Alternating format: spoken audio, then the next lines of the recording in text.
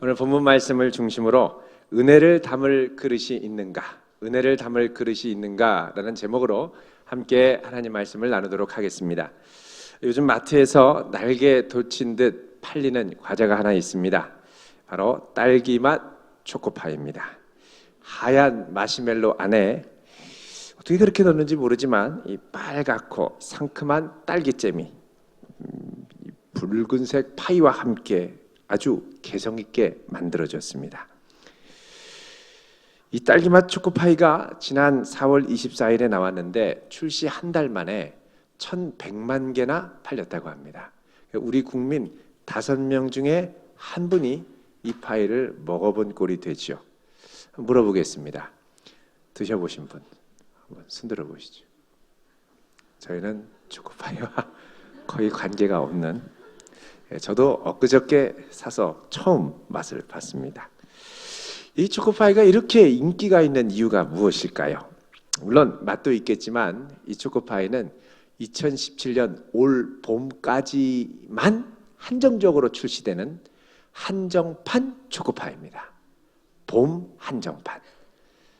여름이 이제 내일 모레면 여름이지 않습니까? 이제 초코파이 조금 어려울 수도 있습니다. 맛보시려면. 자, 사람들이 그냥 초코파이가 나왔다 그러면 그냥 뭐 있겠거니 하겠지만 한정판이라 그러니까 더 관심을 갖고 더 많이 사 먹더라는 것입니다. 우리는 소중한 것일수록 좀 오랫도록 간직하기를 원합니다. 그러나 소중한 것은 잘 간직하지 않으면 쉽게 잃어버리게 됩니다. 우리가 살아가면서 매일 절감하는 것 중에 하나가 건강의 중요성이죠. 건강은 한정판과 같습니다. 한번 건강을 선물 받았는데 소중하지 않게 막 다루다 보면 어느 순간 건강을 잃고 치명적인 이 연약함을 겪게 됩니다. 시력만 해도 그렇습니다. 눈이 좋을 때는 당연한 줄 알고 눈을 혹사하다가 눈이 나중에 나빠지면 크게 이제 후회를 합니다. 어떤 분은 어릴 때 친구들이 쓰고 다니는 안경이 그렇게 멋있어 보여서 친구들 안경을 뺏어가지고 자기가 늘 끼고 다니다가 나중에 눈이 나빠진 다음에 많이 후회한 분도 있습니다. 성도의 생에서 가장 중요한 선물이 있습니다. 그것은 바로 하나님의 은혜입니다. 정말 세상에서는 얻을 수 없는 하늘로부터만 주어지는 특별한 선물입니다. 이 은혜를 경험하면 세상과 나는 간 곳이 없고 구속한 나의 주님만 보이고, 이 은혜를 경험하면 세상에 알 수 없는 평강과 기쁨을 누리게 되고 죄에서 자유함을 얻게 되고 구원의 기쁨과 감사가 넘치며 날마다 주님의 손을 붙들고 동행하며 기도의 응답을 경험하는 특별한 선물을 경험하게 됩니다. 그런데 이 은혜가 주어졌을 때 그냥 주어지나 보다 대수롭지 않게 여기고 잘 간직하지 못하면 이 은혜는 귀하게 주어지는 반면 또 너무나도 쉽게 잃어버릴 수 있습니다. 그리고 그렇게 한번 잃어버린 은혜를 회복한다는 것은 좀처럼 쉽지가 않습니다. 은혜라는 단어는 헬라어로 카리스라고 합니다. 카리스. 여러분 많이 들어보셨을 겁니다. 그런데 이 은혜가 한 특정한 사람에게 부어지면 그 특정한 은혜를 뭐라 그러냐? 카리스마라고 합니다. 카리스마. 카리스마 있는 사람이다 그러죠. 카리스마는 한 사람에게 주어진 특별한 은사, 선물, 자질, 특질을 말합니다. 이 카리스마의 존재를 처음으로 인정하고 정의 내린 사람이 독일의 사회학자인 막스 베버입니다. 이 막스 베버는 카리스마를 가리켜서 한 개인이 보통 사람으로부터 구분되는 어떤 특별한 자질, 초자연적이거나 초인간적인 아니면 예외적인 힘이나 능력과 같은 자질이라고 정의를 했습니다. 자, 하나님의 측량할 수 없는 은혜가 모세에게 임하자 모세는 강력한 카리스마를 갖춘 인물이 되었습니다.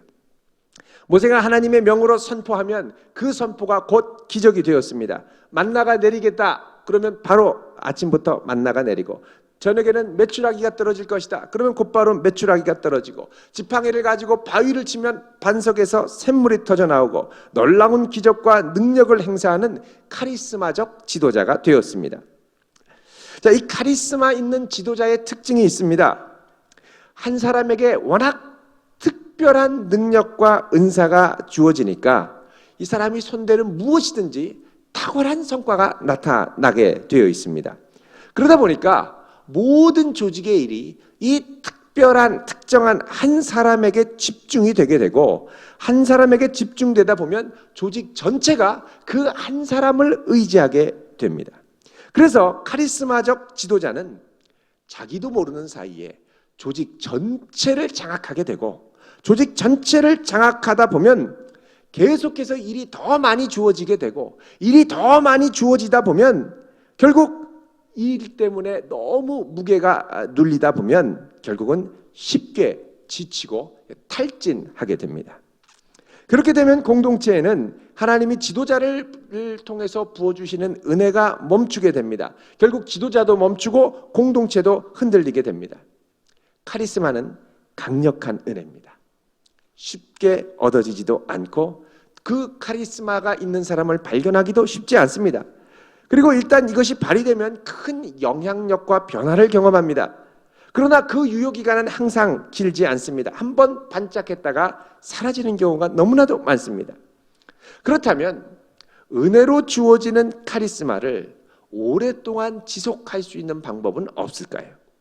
오늘 본문은 이스라엘의 카리스마적 리더인 모세가 너무 지쳐서 번아웃되기 직전의 상황을 이렇게 말씀하고 있습니다. 우리 13절 읽습니다. 시작. 이튿날 모세가 백성을 재판하느라고 앉아 있고 백성은 아침부터 저녁까지 모세 곁에 서 있는지라. 아멘. 자, 장인 이드로가 모세를 어제 방문했습니다. 그리고 모세로부터 하나님의 큰 구원 역사를 설명 듣고 하나님을 찬양했습니다. 그리고 그 다음 날 지나고 다음 날에 모세를 봤는데, 모세가 이른 아침부터 저녁 늦게까지 수많은 백성들을 재판하는 일에 꼼짝없이 붙들려서 하루 종일 앉아 있는 겁니다.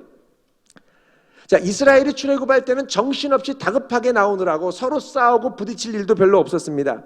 그런데 광야에서 삶이 안정되고 정착이 되기 시작하니까 이제 광야에서 사람들끼리 갈등이 일어나고 또 다툼이 일어나고 이러면서 원망과 시비를 가리기 위해 하나님의 뜻을 물어보는 경우가 점점 많아지게 되었습니다. 자, 하나님의 뜻을 알기를 원한다. 너와 나 사이에 하나님이 판단하기를 원한다. 그럼 어떻게 이 하나님의 뜻을 알 수 있겠습니까? 제일 확실한 방법은 하나님과 직접 소통하는 모세에게 찾아와서 하나님의 뜻을 물어보는 것입니다. 자, 다들 출애굽한 지 얼마 안 돼서 하나님을 직접 뵙지 못했습니다. 또 하나님의 음성을 직접 듣지도 못했습니다. 그러니 모세한테 일이 집중됐죠.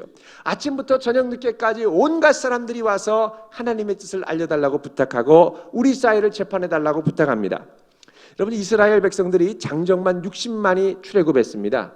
60만이면 한 도시, 장정만 60만이면 적어도 200만 이상이 되게 되죠. 대전시 인구가 150만이라고 하면 대전시보다 많은 인구가 온갖 소송에 휩싸이고 갈등에 휩싸여서 재판을 하는데, 모든 재판을 누구한테 청구하느냐? 모세한테 해달라고 요청하는 것입니다. 물론 모세한테 찾아와서 하나님의 뜻을 물으면 하나님의 뜻을 명확하게 알려줍니다. 하나님의 뜻이 무엇인지 하나님께 묻고 대답을 해줍니다. 그런데 문제는 하나님의 능력은 계속해서 모세를 통해 나타나지만 모세의 육체는 이 능력을 감당하기에 너무나도 지쳐갔습니다. 백성들은 모세가 탈진해서 지쳐가는 것을 보고 모세 좀 힘들겠다라는 생각은 하지만 자신의 억울함을 호소하면서 간절하게 재판을 자꾸 요청하다 보니까 모세를 쉬라고 할지도 못하는 겁니다. 백성들은 모세를 말려야겠다는 생각을 하지 못하고 모세도 쉴 줄 모르고 결국 모세는 점점점 쇠약하고 지쳐갔습니다. 자, 이런 일이 날마다 계속되니까 백성들은 모세가 이렇게 힘들고 지치는 것이 당연하다고 생각하기 시작합니다. 자, 이걸 보고 큰일 났다라고 생각하는 사람들이 별로 없는데, 이때 이걸 보고 큰일 났다라고 생각하는 사람이 있었는데 바로 모세의 장인인 이드로였습니다. 자, 14절 읽습니다. 시작. 모세의 장인이 모세가 백성에게 행하는 모든 일을 보고 이르되 내가 이 백성에게 행하는 이 일이 어찌 됨이냐? 어찌하여 내가 홀로 앉아있고 백성은 아침부터 저녁까지 내 곁에 서 있느냐? 아멘. 자, 이드로가 깜짝 놀라서 묻습니다. 아니, 지금 자네가 백성들에게 하는 이 일이 어떻게 된 것인가? 어떻게 혼자 백성들의 일을 혼자 다 맡아서 처리하는가? 자, 이런 것에 대해서 주변에 좀 얘기하고 좀 직언을 해줄 수 있는 사람이 있어야 되는데 주변에 이런 말을 할 수 있는 사람이 거의 없었던 것 같습니다. 사실 이 모세가 그동안 백성들 앞에 보여준 모습은 항상 앞장서는 모습이었습니다. 출애굽할 때도 앞장섰고 또 지팡이를 치고서는 홍해를 가르고 갈 때도 앞장섰고 항상 모든 일에 앞장서니까 이 일도 모세가 앞장서야 되는 일인 줄 알고 있었던 겁니다. 자, 익숙한 현실을 낯설게 본다라는 건 참 쉽지 않습니다. 그러나 익숙한 현실을 낯설게 보기 시작하면 거기서 새로운 방법, 창의적인 해결책이 나타나게 됐죠. 바로 이드로가 이런 낯설게 보기를 통하여 새로운 창의적인 방법을 생각해냅니다. 자, 15절, 16절 이드로가 이렇게 얘기를 하자 모세가 대답하죠. 읽습니다. 시작. 모세가 그의 장인에게 대답하되 백성이 하나님께 물으려고 내게로 오미라. 그들이 일이 있으면 내게로 오나니 내가 그 양쪽을 재판하여 하나님의 율례와 법도를 알게 하나이다. 아멘. 자, 모세가 이드로의 이 문제 제기에 대해서 뭐라고 대답합니까? 어쩔 수 없다는 식으로 대답합니다. 아니, 하나님께 뜻을 물으려고 백성들이 오는데 어떻게 합니까? 대답을 해줘야죠. 제가 양쪽을 다 듣고 재판을 해줍니다. 이렇게 얘기를 합니다. 자, 어쩔 수 없으니까, 저 말고는 대답을 해줄 사람이 별로 없으니까 이런 식으로 이제 대답을 하자 이드로는 좀 더 충격적으로 대답을 합니다. 조언을 합니다. 17절입니다. 시작. 모세의 장인이 그에게 이르되 내가 하는 것이 옳지 못하도다. 내가 하는 것이 옳지 못하도다. 아니, 지금 모세는 하나님의 뜻을 이제 분별해서 그 뜻을 알려주는데 이 일이 옳지 못하다는 것입니다. 얼마나 충격적인 말입니까? 지금 하나님 사역을 감당하는데 옳지 못하다니요. 자, 이게 옳지 못하다는 말은 히브리어 토브라고 하는 단어에서 왔습니다. 토브는 선하다라는 뜻입니다. 영어로 하면 good. 내가 하는 일이 좋지 않다는 겁니다. 선하지 못하다. 그러니까 뭐가 선하지 못하냐? 하나님의 뜻을 알려주는 것 자체를 말하는 것이 아니라 하나님께서 모세에게 부어주시는 이 은혜를 자기 혼자만 간직해서 혼자만 나눠주느라고 지체하는 것이 옳지 못하다는 것입니다. 왜냐하면 카리스마는 한 사람이 간직하고 있다가는 조만간 잃어버릴 수 있기 때문에 그렇습니다. 하나님의 특별한 은혜가 한 사람에게 주어지는 것을 계속해서 유지하려면 이 카리스마를 담을 그릇을 준비해야 됩니다. 이 그릇이 뭐냐? 바로 시스템입니다. 제도고요. 우리는 이 시스템을 생각하는 것에 사실은 참 약합니다. 그냥 그때그때 기분에 따라 하기가 참 쉽습니다.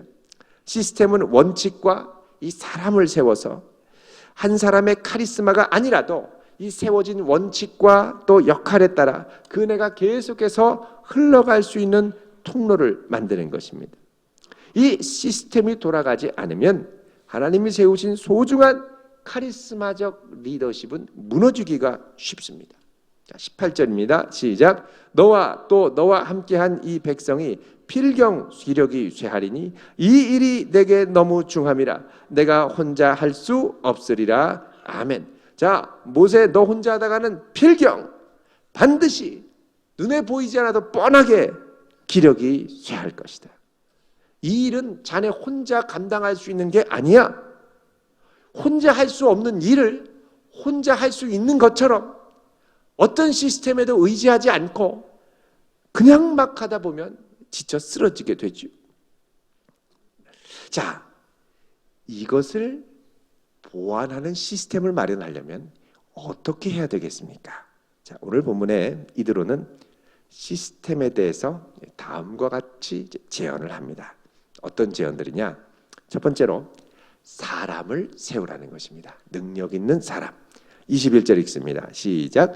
너는 또 온 백성 가운데에서 능력 있는 사람들 곧 하나님을 두려워하며 진실하며 불의한 이익을 미워하는 자를 살펴서 백성 위에 세워 천부장과 백부장과 50부장과 10부장을 삼아. 아멘. 자, 여기 보면 은혜의 시스템을 세우기 위해서 어떤 사람을 세우라고 그러느냐? 능력 있는 사람을 세우라 그럽니다. 이 능력 있는 사람은 영어 성경 NIV에 보면 capable man이라고 얘기를 합니다. capable. 여러분 이 capable man 그럴 때 이 앞에 이 카파, 이 케파라는 게 있죠. 여러분 이 한 사람의 역량, 능력을 이 케파라고 보통 얘기를 합니다. 케파가 크다. 사람을 수용할 케파도 크고 이걸 수용할 수 있는 역량도 크고 이 케파가 큰 사람을 세우라는 것입니다. 그럼 어떤 케파냐? 어떤 능력이냐? 그 다음에 이제 조건을 보면 21절에 곧 하나님을 두려워하는 사람. 여러분 사람을 두려워하면 안 됩니다. 하나님을 두려워해야 사람에게 휘둘리지 않을 수 있습니다. 그 다음에 두 번째는 진실한 사람입니다. 진실한 사람. 진실은 신뢰할 만한 사람. 영어 성경에 trustworthy라고 되어 있습니다. 신뢰할 만한 가치가 있는 사람, trustworthy. 자, 신뢰는 절대 하루아침에 쌓이지 않습니다. 신뢰는 오랜 시간 변함없고 성실할 때 쌓입니다. 시간을 두고 관찰해야 됩니다. 그 다음에는 불이한 이익을 미워하는 사람입니다. 아무리 사소한 이익에 민감하다면 하나님의 뜻대로 판결하기가 어렵습니다.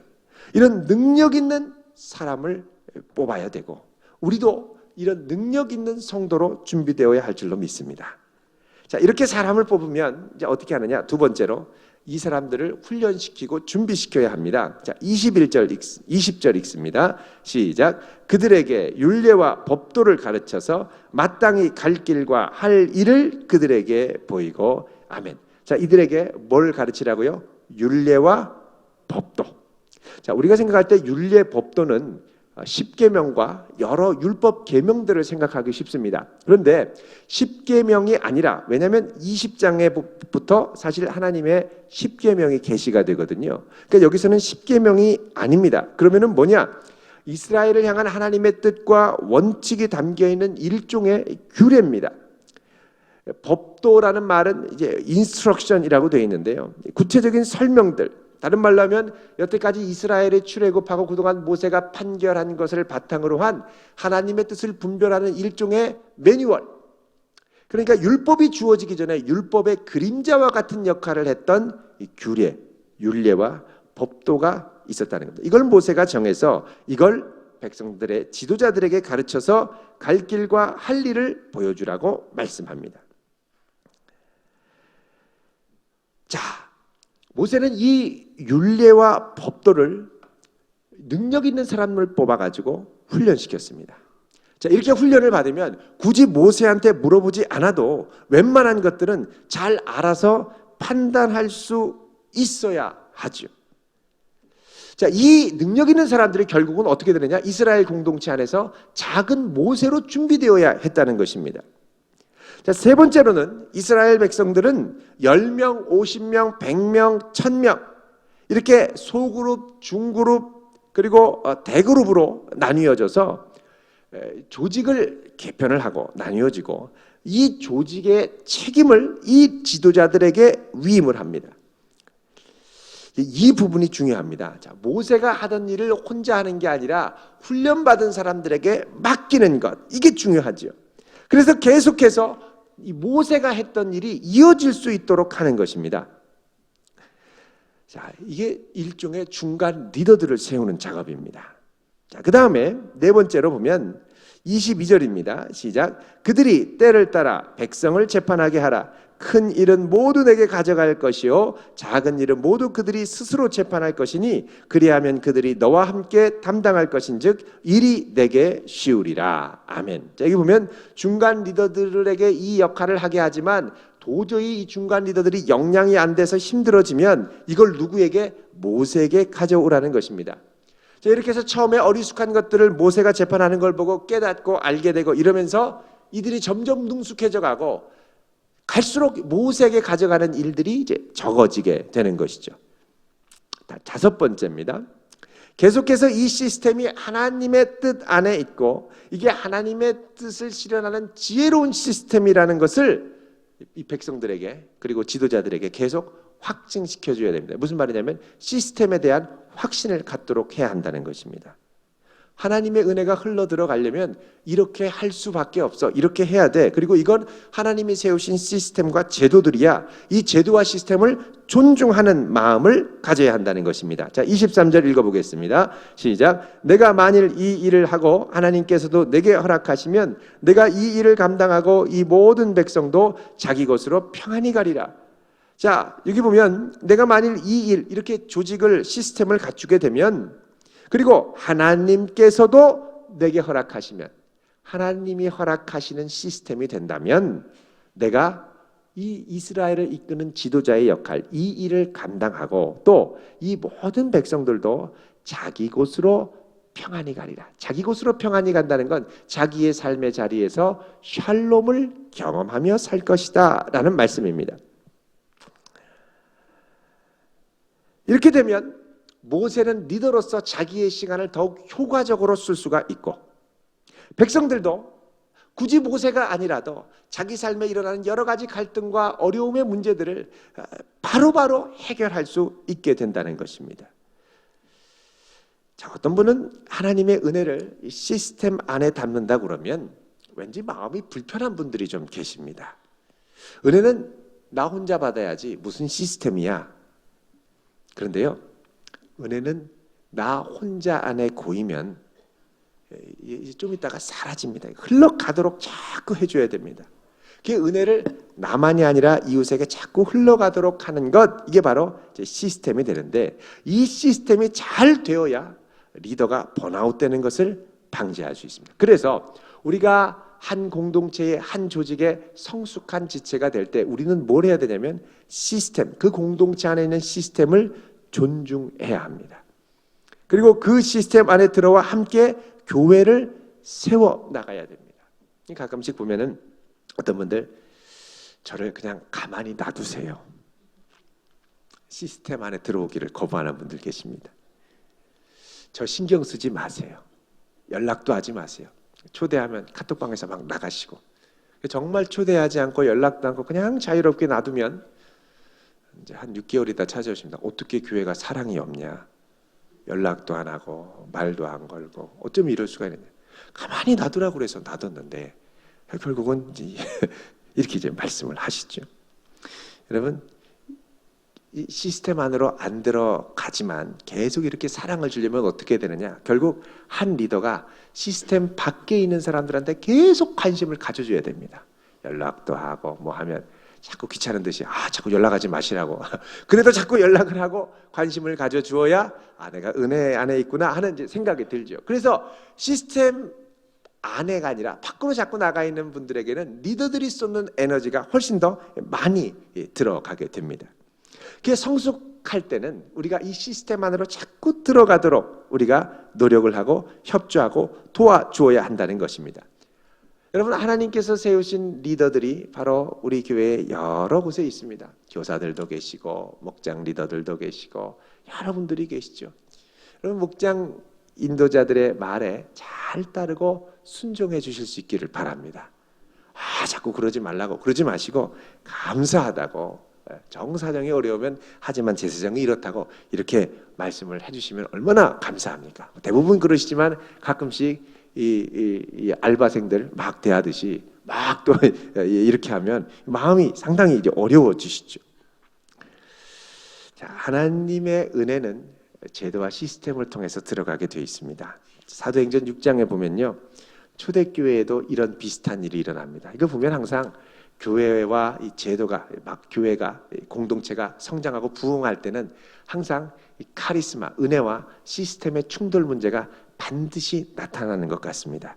사도행전 6장에 보면 초대교회에 많은 과부들이 있었습니다. 근데 과부들을 초대교회가 막 부흥하면서 구제 헌금이 모이고 과부들을 도와주는데 과부들 중에 두 파로 나뉘어지는 겁니다. 하나는 히브리어를 주로 쓰는 히브리파 과부들이 있고, 또 하나는 헬라어를 주로 쓰는 헬라파 과부들이 있었습니다. 히브리파와 헬라파 과부들을 12사도들이 헌금 받은 걸 갖고 전달해주고 구제를 하는데 오해가 생기는 거예요. 아마 그러지 않으려고 노력했겠죠. 그런데 헬라파 과부들의 눈에 볼 때는 사도들이 히브리파 과부들만 사랑하는 것 같은 거예요. 히브리파 과부들만 너무 좋아하는 것 같아요. 듬뿍듬뿍 더 주는 것 같아요. 우리들은 초코파이 2타스밖에 안 주는데 저쪽 과부들은, 여러분, 과자 하나에 상당히 예민합니다. 이 초코파이 2개에다가 1개 더 얹어준 거예요. 상당히 서운하죠. 이럴 때는 어떻게 하냐? 우리가 상처받았다고 합니다. 초대교회는 사도들한테 상처받았어요. 여러분, 베드로한테 상처받았다 그러면 얼마나 오래 가겠습니까? 모세한테 상처받았다 그러면 얼마나 오래 가겠습니까? 모세한테 가서 우리 이 억울한 상황에 있으니까 좀 재판을 봐달라고 그러니까 알았다고, 걱정하지 말라고. 자, 이렇게 얘기를 하니까 뭐라 그럽니까? 곧 재판하겠다고 하니까 기다렸는데 1달이 2달이 지나도록 계속 기다려야 되는 거예요. 화가 나죠. 모세 밉다고. 모세 상처받습니다. 초대교회도 과부들이 이 구제하는 문제 때문에 상처를 받은 거예요. 이런 어려움이 일어나자 사도들이 이제 일어나서 얘기를 합니다. 여러분, 저희들이 기도하는 것, 또 말씀 전하는 것, 전도하는 것도 정신없어 죽겠는데, 여러분, 이 재정까지 맡아서 관리하고 또 구제를 하려니까 너무너무 힘듭니다.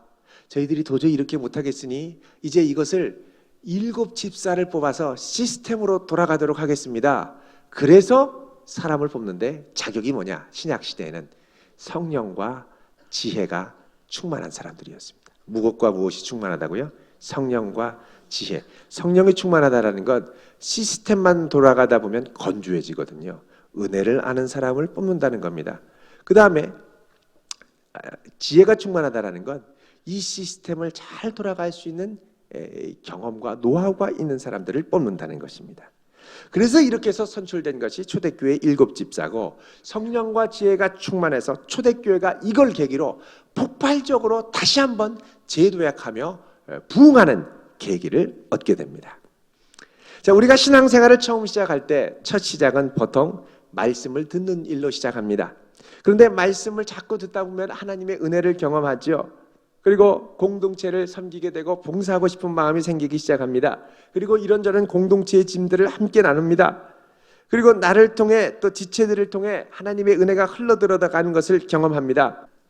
신앙생활은 혼자 하기가 참 어렵습니다. 그래서 나 혼자 받은 은혜를 그냥 개인이 간직하려면 너무너무 어렵습니다. 부흥회 가서 또 수련회 가서 큰 은혜 받으면요, 이틀 지나면 까먹습니다. 어떤 분은 오는 날 까먹습니다. 집에 딱 갔더니 확 열불날 일들, 지금 하나도 안 치워놓고 막 열불날 일들만 보이거든요. 확 까먹죠.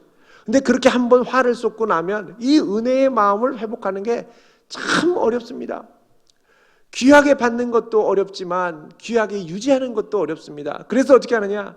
한 사람이 그 은혜를 간직하기 위해 개인적인 시스템을 마련할 수 있습니다. 예를 들면 내가 이 은혜를 까먹지 않기 위해 나름대로 생활의 원칙을 세우는 것이죠. 그런데 한 개인의 시스템으로는 한계가 있기 때문에 공동체의 시스템과 연결을 합니다. 내가 새벽에 일어나 주 앞에 나아가 기도를 하겠다. 매일 기도를 하며 내 신앙을 유지하겠다. 성경 읽기 반을 들으면서 성경을 한 독을 한 학기 동안 하겠다. 뭐 이런저런 모양의 시스템으로 나 자신을 자꾸 연결시킬 때 사실 내 신앙이 잘 유지될 수가 있습니다. 여러분, 우리는 세상에서 작은 예수가 되어야 되지만 공동체 안에서도 작은 예수가 되어야 합니다. 무슨 말이냐? 공동체 안에서 하나님이 내게 주신 은혜를 나 혼자 간직하는 게 아니라 주변 사람에게 흘려보내서 공동체가 서로 연결되어 하나됨의 주님의 몸을 이룰 수 있도록 예수님과 같은, 예수님이 했던 일, 모세가 했던 일들을 이스라엘 공동체가 감당하는 것처럼 예수님이 하셨던 일들을 우리 모든 지체들이 감당할 때 우리가 세상에서뿐만 아니라 이 공동체 안에서도 작은 예수로 설 수 있게 된다는 것입니다. 여러분, 나에게는 은혜를 담을 그릇이 있습니까? 개인적인 시스템과 함께 교회 공동체의 시스템이 같이 가야 합니다. 함께 이곳에 아름다운 예수 그리스도의 향기를 날릴 수 있는, 낼 수 있는 공동체를 이루어가기를 주님의 이름으로 축원드립니다. 기도하겠습니다.